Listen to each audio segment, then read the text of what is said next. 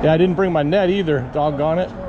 Oh, shit, nice. Oh my God, dude. That's a big one. In the last video you saw on Live to Fish how the Wacky rig definitely helps during that fish fly bite. Now we're going to show you how to rig it properly.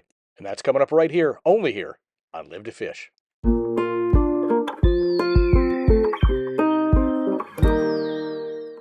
Hey everybody, welcome back to Live to Fish, and today we're going to talk about the Wacky rig and how to set it up properly to make sure that you make the most out of your plastics and get the best hookup ratio possible. In close-up, this may look like a traditional Wacky rig setup, and I did have to take multiple takes of that because it's very difficult to say traditional Wacky rig at all, but it may look like a traditional Wacky rig, but it is not, and I'm going to show you why. First of all, it's certainly not the equipment that I'm using here. I'm going to show you what I use for hooks. This is the Owner Sniper Finesse size 1 hooks. And these hooks are excellent, very versatile. You can throw them as the Wacky rig, or you can throw them as a drop shot, or you can throw them as the Wacky rig drop shot, if you've probably seen that hack before.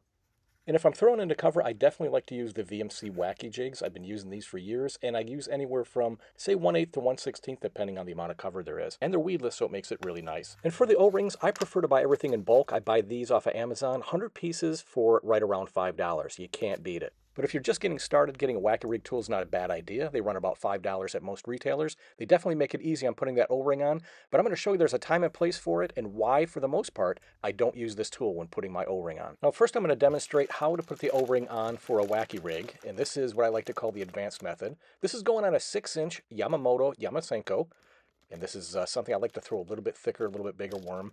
And the reason why I call this advanced is because this is kind of like a manual installation, and I do this on any bait that's scented or has a lot of salt in it. For unscented and unsalted lures, I like to use the Wacky tool, and I'll show you why in a second here, but here I'm going to show you why I prefer to use this advanced method on anything that's salted or scented. Now, as you can see, I started the installation of the O-ring on the end, or what I like to call the tail of the worm, and as I'm pulling it through, I'm definitely stretching it, and in doing so, I'm creating a little bit of abrasion and releasing some of that salt or that scent. And here you can see a close-up of exactly how much salt's been released on the left side there, where I've been working that O-ring through. And I like to work the O-ring up to the midsection, or what is technically the clitellum on a real worm.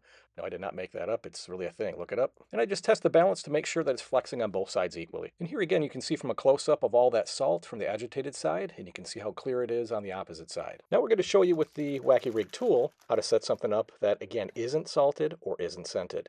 Now you can put it in the top end or the head end of the worm. Either way is going to be fine. It's still going to get you to that midsection. Here I'm going to do it with the tail. And then you just slide the O-ring that are set up in a staging area here on the tool. A little tricky sometimes when you got that oil from that worm all over your fingers. Yeah, I could make up 1,000 jokes about that one. And you just slide that up, snap it on, and you're good to go. Just a quick balance test to make sure that we're balanced. And now we're going to show you the hack. But before we get to that, let's go ahead and look at the standard way of setting up the Wacky rig. We're going to go ahead and throw the hook through the meat or through the plastic, and we're going to hook that up underneath that O-ring.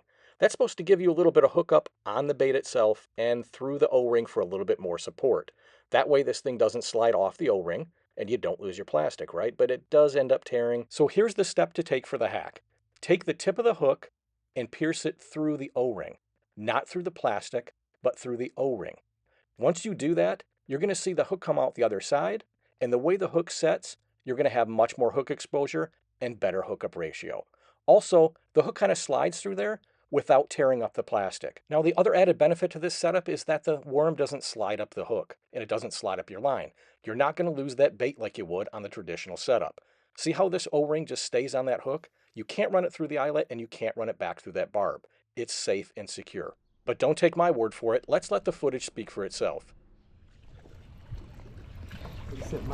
Doubles. Cheers. That's a nice one, man. Not bad. That's a decent one.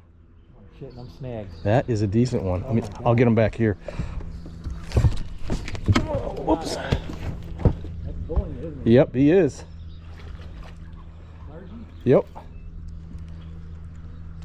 Man, he is just pulling. Oh, he's by the motor.